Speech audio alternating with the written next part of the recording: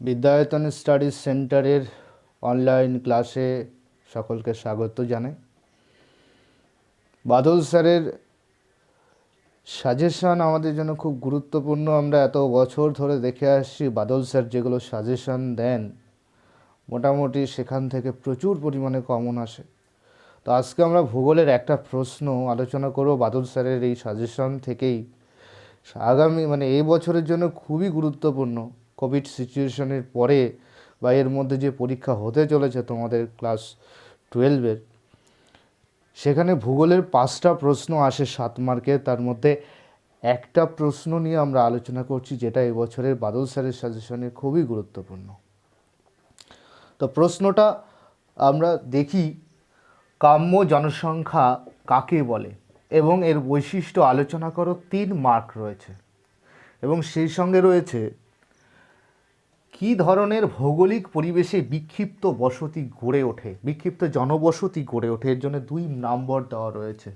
কলকাতার সহযোগী বন্দর হিসাবে হলদিয়ার গুরুত্ব আলোচনা করো, এর জন্য 2 নাম্বার দেওয়া আছে। একটু বলে রাখি যে প্রশ্নগুলো কঠিন নয়, প্রশ্নগুলো বড় উত্তর হবে বলে মনে হচ্ছে, কিন্তু পাশে কিন্তু ছোট্ট করে 2 নম্বর 3 নম্বর দেওয়া রয়েছে। অর্থাৎ উত্তর যথাযথ লিখতে হবে, কিন্তু উত্তরের বিস্তার যেন বেশি না হয়। অর্থাৎ ছোটোর মধ্যে যথাযথ উত্তর চাই। তার জন্য আমরা প্রথমে একটু আলোচনা করব, একটু বুঝে নেব কোন বিষয়টা। তারপরে আমি ধীরে ধীরে এইটা লিখবে কিভাবে তোমরা, সেটাও আমি বলে দেওয়ার চেষ্টা করব। অ্যাট ফার্স্ট আমরা প্রথম প্রশ্ন কাম্য জনসংখ্যা নিয়ে আলোচনা করি। কাম্য জনসংখ্যাটা কি? ধরো আমার দেশ ভারতবর্ষ, 140 কোটি পপুলেশন, জনসংখ্যা, বিশাল জনসংখ্যা, অথচ জমি দেখো মানুষের দাঁড়ানোর মতো জায়গা নেই। মানুষ শহরাঞ্চলে দেখবে বড় বড় বিল্ডিং, তার মধ্যে পায়রার খোপের মতো করে মানুষ বসবাস করছে। অর্থাৎ এ দেশের এত বেশি জনসংখ্যা, তুলনামূলক সম্পদ, জমি এর পরিমাণ কিন্তু অনেক কম। আবার দেখো কোনো এক দেশ, ধরো নরওয়ে যদি ধরো, ওখানে দেখো প্রচুর জমি আছে, সম্পদ আছে, অথচ জনসংখ্যাটা পরিমাণটা অনেক কম। যতটা থাকার দরকার, যতটা হলে ওই দেশের মানুষের সুবিধা হবে, ততটা নয়, কম জনসংখ্যা। তো এইরকম যদি আমরা অন্য কোনো দেশ দেখি, পৃথিবীর সব দেশেই এই জনসংখ্যা এবং তার সম্পদের মধ্যে কিছু সম্পর্ক দেখতে পাই। তো কাম্য জনসংখ্যার যে কনসেপ্টটা আমি বলতে চাইছি, যে একটা আদর্শ পরিস্থিতি থাকবে, না জনসংখ্যা তার সম্পদের থেকে কম হবে, না জনসংখ্যা তার সম্পদ থেকে বেশি হবে। অর্থাৎ সঠিক পর্যায়ে থাকবে, যাতে সেই দেশের আর্থিক সামাজিক উন্নয়নে কোনো রকম সমস্যা না হয় সম্পদের কারণে। সেই জনসংখ্যাই হচ্ছে কাম্য জনসংখ্যা। আমি একটা ছবির মাধ্যমে বুঝি। তো আমি একটা গ্রাফ করছি, এই গ্রাফের নিচের পার্টে দিচ্ছি জনসংখ্যা এবং এইখানে একটা পার্ট দিচ্ছি, এটার নাম হচ্ছে সম্পদ। তো দেখো জনসংখ্যা যদি এইদিকে বৃদ্ধি পায়, সম্পদ যদি এইদিকে বৃদ্ধি পায়, তো একটা মাঝারি জায়গা যেখান থেকে জনসংখ্যা এবং সম্পদ প্রায় একই পরিমাণে, এই জায়গাটা হলো, এই বিন্দুটা হলো কাম্য জনসংখ্যা বিন্দু বা পয়েন্ট অফ অপটিমাম পপুলেশন।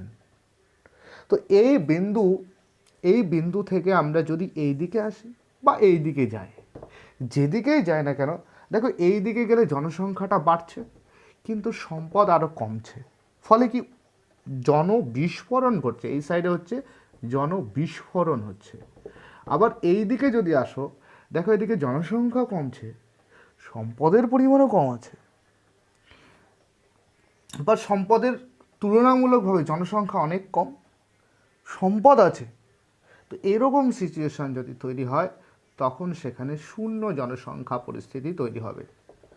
অর্থাৎ কাম্য জনসংখ্যা হলো সেই বিন্দু, যে বিন্দুতে কোনো দেশের সম্পদ এবং জনসংখ্যার সমান থাকে। তো আমরা এই প্রশ্নটা কিভাবে লিখব সেটা নিয়ে আলোচনা করি। প্রথমে তুমি একটা সংজ্ঞা দেবে, সংজ্ঞা পয়েন্ট করবে এবং সংজ্ঞাতে লিখবে কাম্য জনসংখ্যা হলো কোনো দেশের জনসংখ্যা এবং সম্পদ এর পরিমাণ যদি এমন থাকে যে সেই দেশের অর্থনৈতিক এবং অন্যান্য উন্নয়ন কোনোরকম বাধাপ্রাপ্ত না হয়ে বরঞ্চ আরও উন্নতির দিকে এগিয়ে যায়, সেই পরিমাণ জনসংখ্যাকে বলা হয় কাম্য জনসংখ্যা। তুমি চাইলে অধ্যাপক জিমারম্যানের একটা সংজ্ঞা এর সঙ্গে দিতে পারো।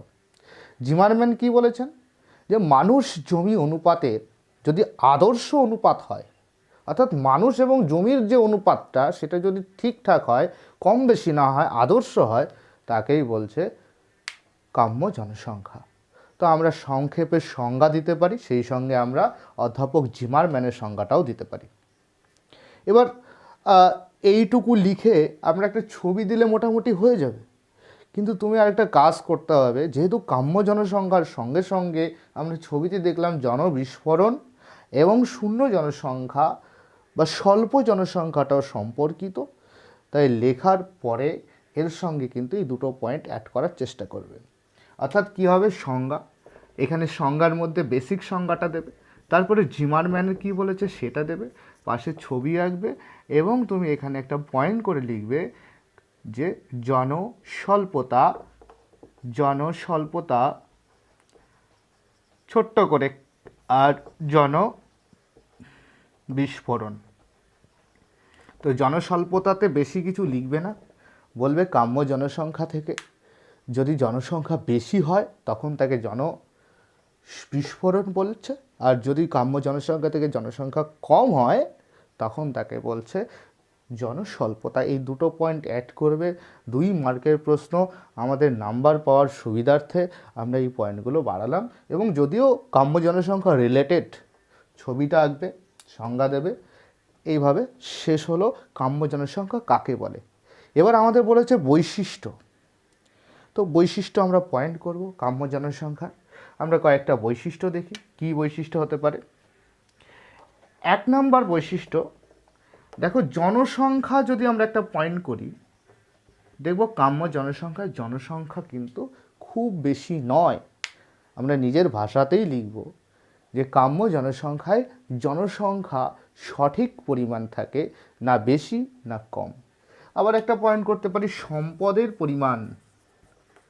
তো সম্পদের পরিমাণটা আমরা কি লিখব, সম্পদের পরিমাণটা লিখব যে কাম্য জনসংখ্যায় জনগণের মাথা পিছু যে সম্পদ, সেই সম্পদের পরিমাণটা সঠিক থাকে, না কম থাকে না বেশি থাকে।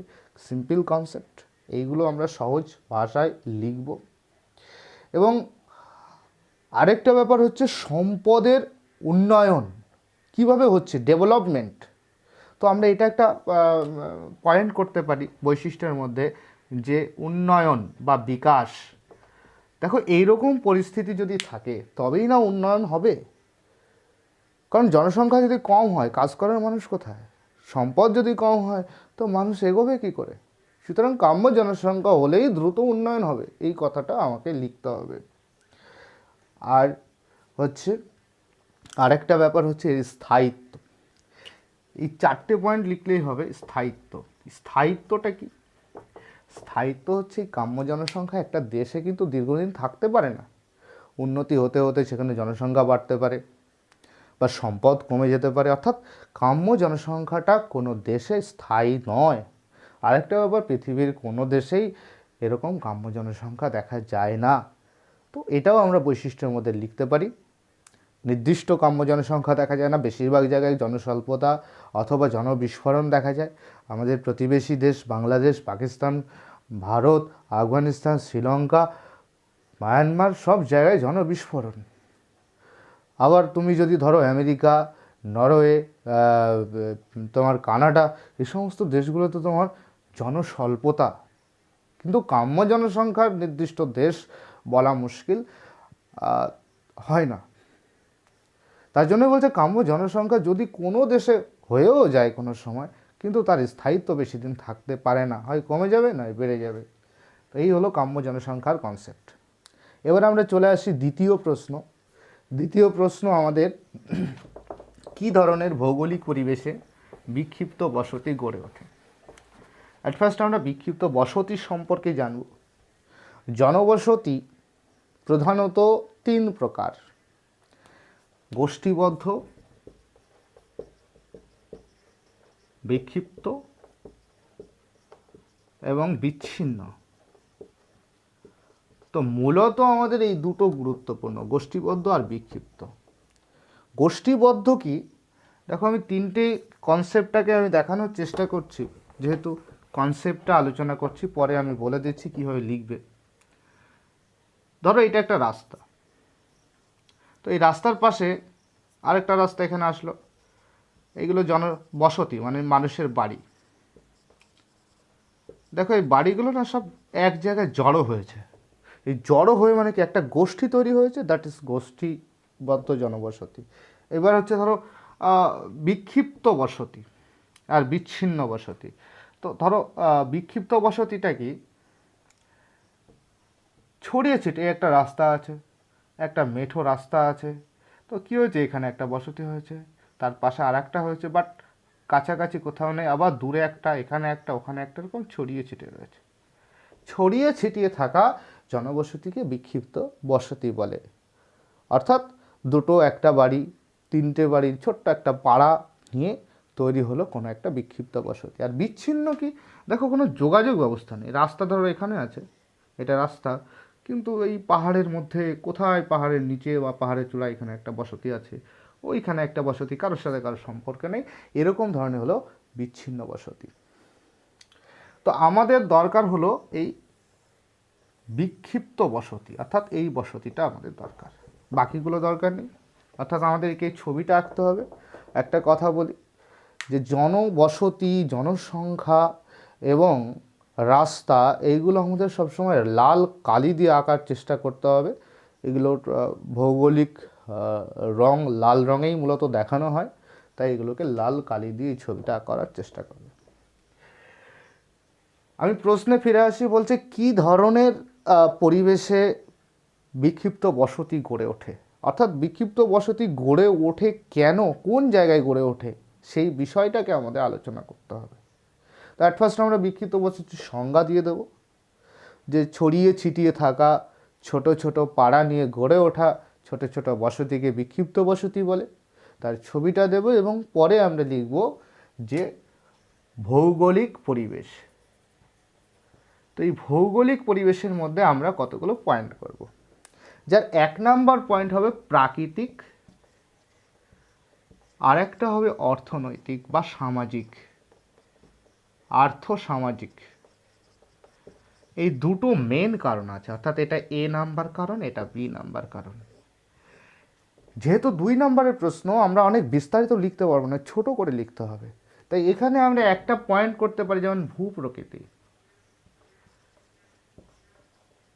ভূপ্রকৃতি মানে কি, উঁচু নিচু ভূমি, মালভূমি, পার্বত্য অঞ্চল, সমভূমি, এগুলো।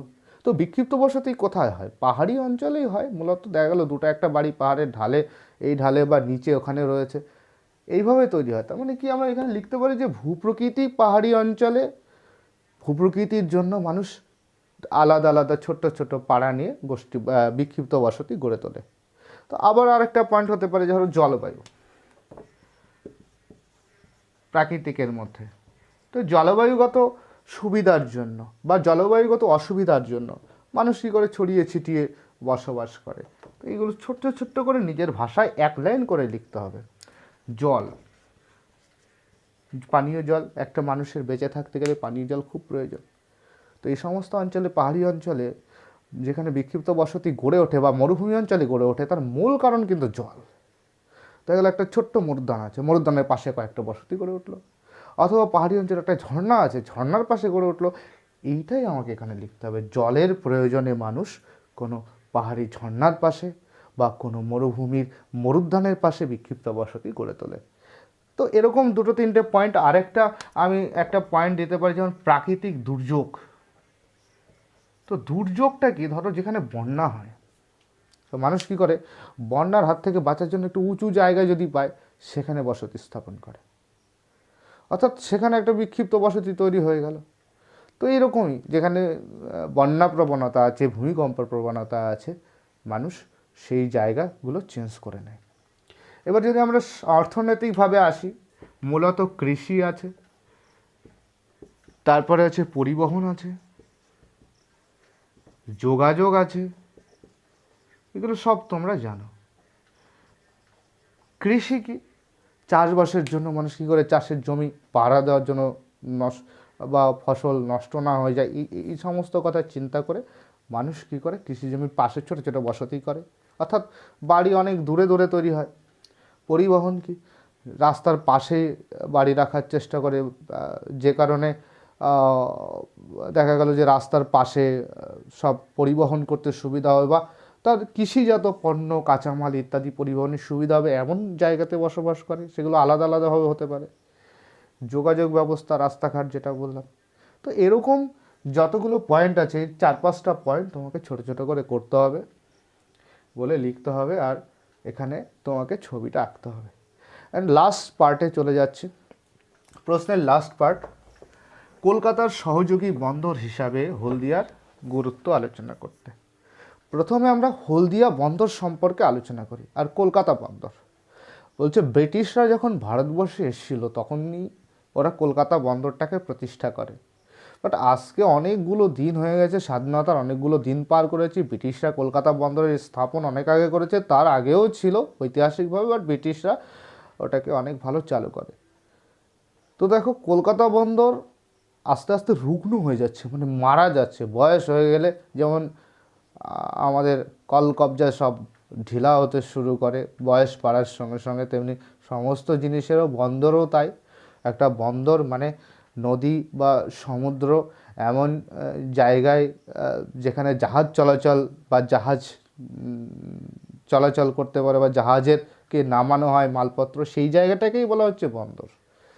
তো কলকাতা বন্দরও পুরনো হয়ে গেছে, কারণ কলকাতা বন্দর আসলে হুগলি নদীতে তৈরি, হুগলি নদীতে। তো নদীতে চড়া পড়েছে, নদীর তলায় বালি জমে জমে চড়া পড়েছে, ফলে বড় বড় জাহাজগুলো না কলকাতার মধ্যে ঢুকতে পারে না। তো এরকম আরও একাধিক সমস্যা রয়েছে, যে সমস্যাগুলোকে এড়ানোর জন্যেই কলকাতা বন্দরের থেকে সামান্য দূরে, কলকাতা বন্দর থেকে মাত্র 96 কিলোমিটার দূরে হুগলি এবং হলদি নদীর মিলনস্থলে এই বন্দরটা তৈরি হয়েছে। তো কোথায়, আমরা একটু ম্যাপের মতো করে দেখে নেব।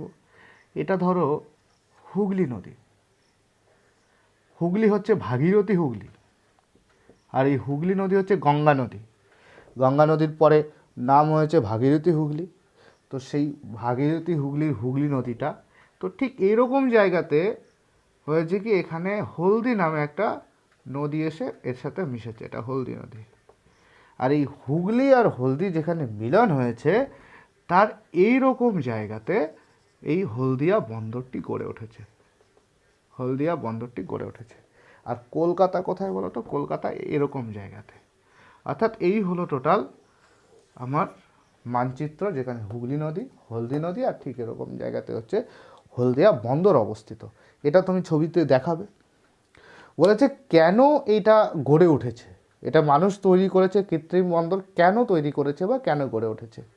তার ফার্স্ট পয়েন্ট হলো হুগলি নদীর নাব্যতা হ্রাস। নাব্যতা হ্রাস, নাব্যতা মানে কি? নাব্যতা মানে হলো নামা, কতটা ডিপলি আছে, গভীর, কতটা গভীর, তাকে নাব্যতা বলছে। এই যে বালি চড়া পড়ে পড়ে গভীরতা কমে গেছে, ফলে জাহাজ চলাচল করতে পারে না। সুতরাং এই নদীর এইটা ভালো আছে, এখানে পলি কম জমা হয়, সুতরাং হলদি নদীকে যুক্ত করে এর সুবিধাটাকে ব্যবহার করে এই জায়গাটায় কিন্তু বন্দরটা গড়ে তোলা হয়েছে। আরেকটা ব্যাপার হচ্ছে নদী পথ। দেখতে পাচ্ছ যে আমি ম্যাপের মধ্যে অত বেশি দেখাতে পারছি না, এইখানে না এইখানে একটা চড়াও আছে এরকম ঘুরপথে। তো মাঝে মাঝে নদী পথ খুব আঁকা বাঁকা, জাহাজ চলাচল করতে খুব সমস্যা হয়। তো এই জন্যে হলদি নদীটা কিন্তু তুলনামূলক সোজা এবং জাহাজ চলাচল করতে অনেক সুবিধা হয়।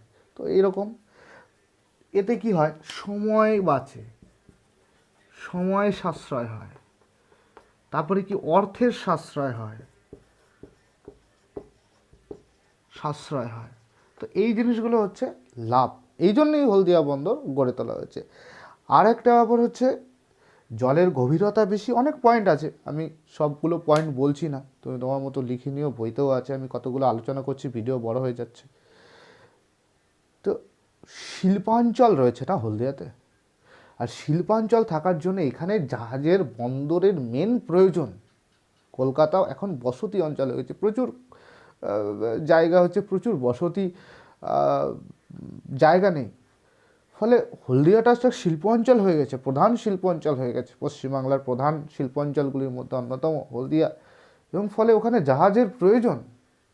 সুতরাং সব দিক থেকে বিচার করেই কিন্তু কলকাতা হলো হলদিয়ার পরিপূরক বন্দর, এটা আমাদেরকে লিখতে হবে। ব্যাস, সবাইকে অনেক ধন্যবাদ, পরে আবার দেখা হবে, সবাই অনেক ভালো থেকো। আর কোভিডের সময়ে, করোনার সময়ে সবাই যতটা পারো দূরত্ব বজায় রাখো এবং মাস্ক ব্যবহার করো। এবারে করোনা কিন্তু অনেক ভয়াবহ, নিজে সচেতন থাকো এবং বাড়ির সবাইকে সচেতন রাখো। সবাই অনেক ভালো থাকো, পরে আবার দেখা হবে।